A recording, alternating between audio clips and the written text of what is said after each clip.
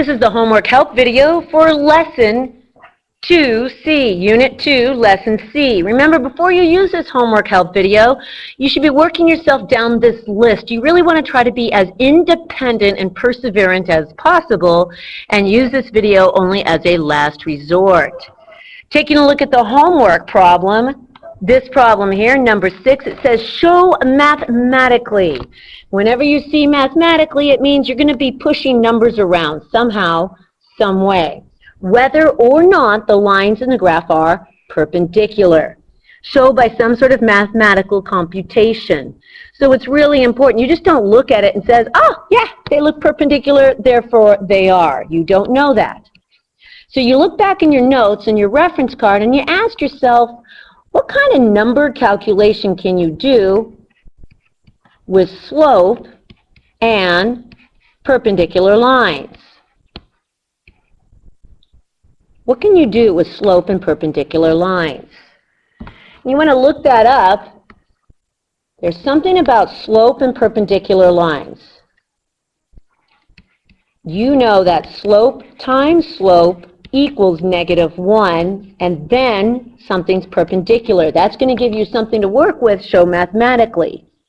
So you want to use these two anchor points for this line to work with slope. And for this, you can use these two anchor points if you'd like, or even that one as well, to work with slope. You have some anchor points. Use that to help you solve the problem. Make sure you show work here. Every homework's always going to have a little bit of algebra involved in it so that you keep up on your algebra skills. So this is multiplying a binomial and simplifying. When you multiply, I always want you to physically draw the multiplication. So I do that, and that's 4 times 2. Now I have, that's going to be 8, and x times x is x squared. Then you go like this. Say this out loud, 4 times 7, that's minus 28. Then I have x.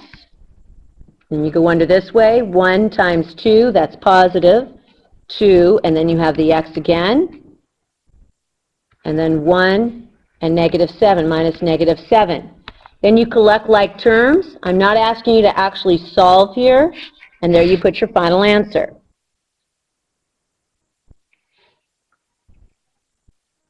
Here it says, sweep the involved angle in the diagrams, find the value of x which would make U and V parallel. So you want to take a look on your reference card where you have several different ways. This reference card, it had a bracket and then it said, then lines would be parallel. In other words, there were 5 different ways. 1, 2, 3, 4. There were 5 different ways you could force lines to be parallel. So it says sweep the involved angles. So we're going to do that first. This would be your stir stick. You have to ask yourself, what kind of angles are those? That's your first question. Are they alt-in, alt-x, corresponding, consecutive interior? And these are alternate, opposite sides of the stir stick, outside the line. So they would be, the kind would be alternate exterior angles. Then you ask yourself, what relationship do we want them to have in order for lines to be parallel? If you look at that list, that's the second one. We want angle to be congruent to angle in order for them to be parallel. Always set up a thing equation before you do your algebra. So I have angle congruent to angle. Now we circle, plug, chug. Circle, circle, 71 is equal to angle 8x plus 7. And you can take it from there. So first question is sweep. That's step number 1. Next, ask yourself, what kind of angles are they? Number 3, what relationship do you want actually between them in order for them to be parallel?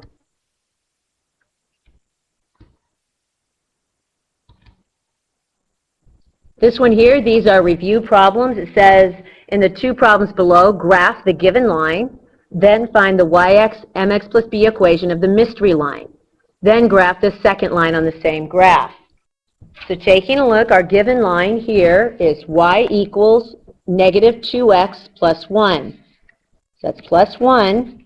That's negative, so I know my line goes down from left to right. So I'm going to go down 2 over 1, or I could go up 2 and over 1.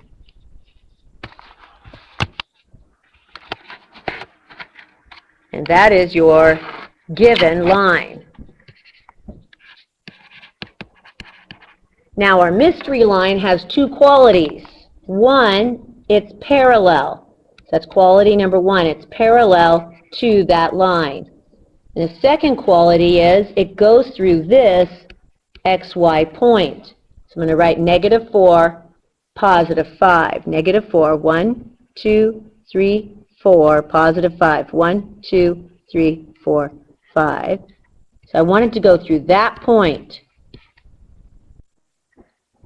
So you start this by first asking yourself, what do you know about parallel lines and slope? Because that's the key.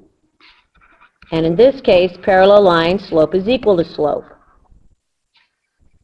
So if our given slope is negative 2, our desired slope is going to be negative 2. So we write y equals mx plus b. That means this 2 here, we're going to put right where that slope is. Now we don't have the b, but we do have an x-coordinate that we can put in right there. And we have a y-coordinate that we can put in right there.